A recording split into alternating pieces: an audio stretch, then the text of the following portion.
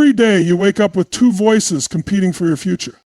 One is your mind, calm, clear, focused. The voice that says, let's rise, let's lead, let's move forward.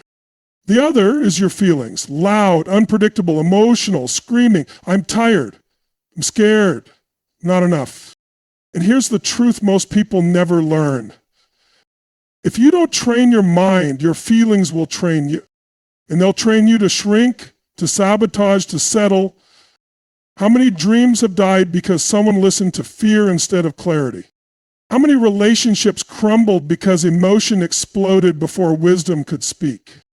How many opportunities slipped through your fingers, not because you weren't ready, but because your feelings convinced you that you weren't?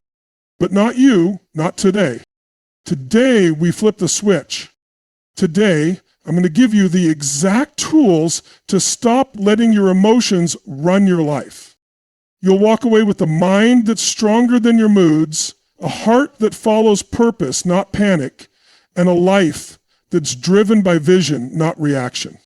So if you've ever felt stuck, overwhelmed, or tired of sabotaging your own potential, lean in, because what I'm about to share isn't just information, it's transformation. And it starts right now. Let me tell you something most people never realize. Your feelings are loud, but your mind is the one meant to lead. That voice inside your head, that constant chatter, it's not always truth, it's just noise. And if you don't learn to master that inner dialogue, it will master you. Every single day, people are walking around being dragged through life by their thoughts, never realizing they have the power to choose which ones they listen to. They say, I feel anxious, I feel unworthy, I feel like giving up, and they believe those feelings are facts. But let's get something straight. You are not your thoughts. You are the thinker. That means you have the power to change the conversation. You've got to become the observer of your mind, not the victim of it. If you can see the thought, then you can separate from it, you can challenge it, you can decide whether it serves your future or sabotages it. Most people, they never question the voice that says, you're not good enough, or you'll never change, or this is just the way I am. But if you let that voice go unchecked, it runs your life. It becomes your identity. And before you know it, you're not even living, you're reacting, you're surviving, you're settling. But when you train your mind, really train it, you start interrupting that pattern.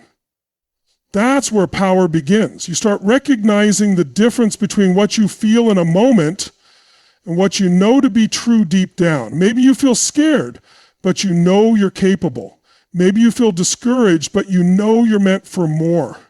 That shift right there, your mind is like a muscle. And most people are walking around with emotional six-packs of fear, worry, and doubt because they've practiced those reps for years. You've got to start practicing new reps. Every time you feel that voice rising up, the one that says, don't try, don't speak, don't dream, you challenge it. You say, that's not who I am anymore. You breathe, you focus, and you choose a thought that lifts you instead of limits you. It's not about denying your feelings. It's about not letting them drive the car. And here's the truth. Your life will follow the direction of your strongest thoughts. So if you want a life of strength, peace, and purpose, you've got to build a mind that supports it. That takes consistency. It takes intention, but it's possible. And once you get even a glimpse of what life feels like when your mind is the master, not the prisoner, you'll never want to go back. Because the moment you control your inner world, the outer world starts to obey. Your emotions are powerful, they're real, they're raw, but they're not supposed to be in charge. See, emotions are signals. They're not steering wheels. They're like dashboard lights in your car. They're there to tell you something's happening, to get your attention, but they're not meant to grab the wheel and drive your life into a ditch. Problem is, most people never learned how to decode what their feelings are actually trying to say. So instead of using emotions as data, they let them become dictators. You feel angry, and instead of pausing, you explode. You feel scared, and instead of stepping forward, you shut down. You feel sad, and instead of processing it, you sink into it and start calling it your personality. But none of that has to be your story, because the truth is, you can feel your feelings and still choose your response. That's what emotional strength looks like. It doesn't mean you never feel overwhelmed, never feel anxious, never feel like quitting. It means that when those feelings show up, you don't give them the mic. You give them a seat, but you don't give them control. You say, I see you, I hear you, but I'm not letting you drive. That's where the shift happens. That's when you stop reacting and start leading. You've got to understand every emotion has a message underneath it. Fear, it's trying to protect you. Anger, it's trying to restore a boundary. Sadness, it's calling you to let go. These feelings aren't your enemy, they're your feedback system. But the mind is the translator. If the mind isn't trained, the message gets distorted. You start seeing danger where there's just discomfort. You start making permanent decisions based on temporary feelings. That's how people blow up relationships, miss opportunities, and stay stuck in cycles they were meant to grow through. You've got to learn to pause. The pause is everything. That little space between emotion and action, that's where your power lives. In that space, you get to choose. You can ask, is this emotion guiding me toward growth, or is it trying to keep me safe and small? Because here's the deal. Your feelings aren't always aligned with your future, but your mind can be if you train it. You don't ignore the feelings, you don't suppress them, you acknowledge them, you learn from them, and then you lead anyway. That's what separates people who grow from people who stay stuck. That's what builds the kind of mental strength that can carry you through anything, because when you can feel deeply, but still act wisely, you become unstoppable. And once you stop reacting to life and start responding to it, everything changes. Let's talk about something simple but life-changing. Discipline. Not the kind of discipline that feels rigid or forced, but the kind that builds strength, clarity, and freedom. Because the truth is, your emotions are inconsistent. They shift with your environment, your hormones, your sleep, even the weather. You can't build a powerful life on something that unpredictable. You need something stronger. And that something is structure. That something is routine. That something is daily discipline. Most people are waiting to feel motivated before they act. They say, I'll go to the gym when I feel like it. I'll start the business when I feel ready. I'll have the conversation when the time feels right. But if you're waiting for your feelings to carry you, you're going to wait forever. You don't rise to the level of your feelings, you rise to the level of your standards. Your habits are the quiet training ground of your mind. They don't always look flashy, but they're where the real strength is built. Waking up early to move your body when you'd rather sleep in, that's a rep for mental toughness. Sitting in stillness for 10 minutes and calming your breath when your mind wants to race, that's a rep for clarity. Writing down your goals every morning when no one else sees it, that's a rep for direction and focus. These little disciplines, done daily, start to send a message to your brain, I am in control, I lead my life.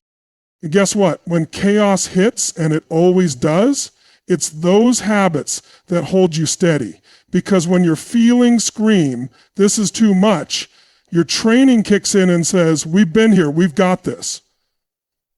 You don't need to be superhuman, you just need to be consistent. Consistency builds trust in yourself, and when you trust yourself, you stop negotiating with your emotions. This isn't about being robotic, it's about being grounded. Because when your emotions spike, whether it's fear, frustration, or fatigue, you need something stronger to anchor you. You need rituals that remind you who you are and where you're going. Otherwise, you drift. You get pulled into every distraction, every trigger, every mood swing, and you wake up weeks or months later wondering how you ended up off course again. You don't need to control every emotion. That's not the goal. The goal is to create a system that keeps you aligned when your feelings try to pull you in every direction. That system is your habits, your rituals, your daily disciplines. Build them now. When life is calm, So they're there for you when the storm hits. Because the world doesn't need more people who follow their moods. It needs more people who follow their mission. Let's talk about pain. The one thing no one wants but everyone gets. Some people try to run from it, numb it, avoid it. Others get stuck in it, dragging it around like a weight, letting it define who they are and what they believe they can have. But here's the truth you've got to hear. Pain is not the enemy. It's feedback. It's fuel. It's a call to rise. What you do with your pain will shape your future more than almost anything else. You don't get to go through life untouched. Life's going to hit you. It's going to test you. You're going to lose things, get disappointed, feel betrayed, fall flat on your face. That's part of the deal. The real question isn't whether pain will come. It's what will you do when it does? Will you use it or will it use you? Because pain has power. It can break you or it can build you. And that choice is yours every single time. Most people don't realize this. They get hit with something hard, a failure, a heartbreak, a setback, and instead of learning from it, they make it mean something about them. I'm not good enough. I'll never succeed. This always happens to me. That's not pain. That's the story we attach to it. And the story is what traps us. But when you start to shift the question from why is this happening to me to what is this here to teach me, everything changes. You stop being the victim of the pain and you become the leader of your own transformation. Think about it. Every strong person you admire, every leader, every game changer, they've been through something. They've had moments where they could have quit, where no one would have blamed them for giving up, but they didn't. Why? Because they found meaning in the pain. They turned suffering into strategy. That's what you have to do. You don't need a perfect life. You need a powerful perspective. I'm not saying pain is fun. I'm saying pain is useful. It reveals where the work is. It shows you what matters. It pulls out strength you didn't even know you had. If you let it, pain will carve you into someone wiser, deeper, more grounded. But only if you stop resenting it and start respecting it. Don't waste it. Don't numb it. Don't shove it down and pretend it doesn't exist. Sit with it. Learn from it. Then get up and turn it into fuel. That shift from pain to power is one of the most important decisions you'll ever make. Because once you stop running from discomfort and start using it to refine your focus, your courage, your hunger, you become unstoppable. And the moment you give your pain a purpose, it loses its power to control you. If you want to change your life, you have to start with identity. Not goals, not motivation, identity. Because the strongest force in the human personality is the drive to stay consistent with who we believe we are. That belief, it shapes everything. Your thoughts, your choices, your standards.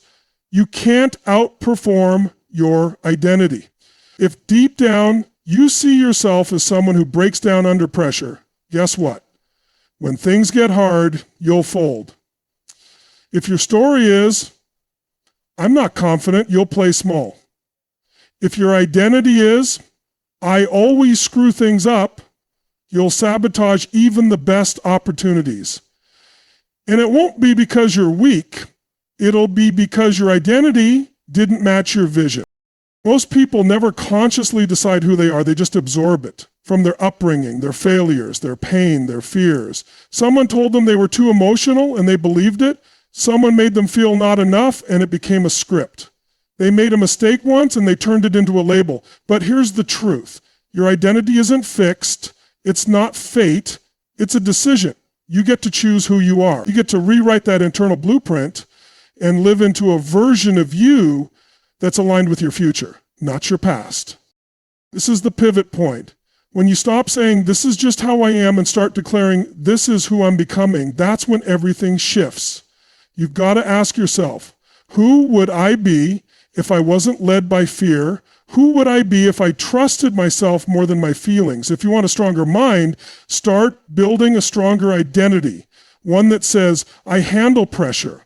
I show up when it's hard. I don't give in to every emotion. I lead myself through them. You don't fake it, you train it, you affirm it. You live it in the small choices every day. When you wake up and show discipline, even when you don't feel like it, that's identity. When you speak up instead of shutting down, that's identity. When you follow through on your word, when you face discomfort head on, when you choose growth over comfort, that's identity reinforcing itself. Every action you take is a vote for who you believe you are. Stack enough of those votes, and your feelings start to take a backseat to your self-concept. That's when the real change begins. Because once your identity shifts, your behavior follows. Your standards rise. Your environment changes. Your results compound. It doesn't mean you'll never feel weak or insecure or overwhelmed again. It just means those emotions won't define you anymore. And when your identity becomes stronger than your emotions, your future becomes stronger than your past. One of the greatest skills you can ever develop is learning how to pause. It sounds simple, but it's rare. Because in that tiny pause between what happens to you and how you respond is your power. Most people live in reaction mode. Something triggers them and they snap. Someone disrespects them and they lash out. Life throws a curveball and they spiral. They don't respond, they react. And every time they do, they give away their power. They let the external world dictate their internal state.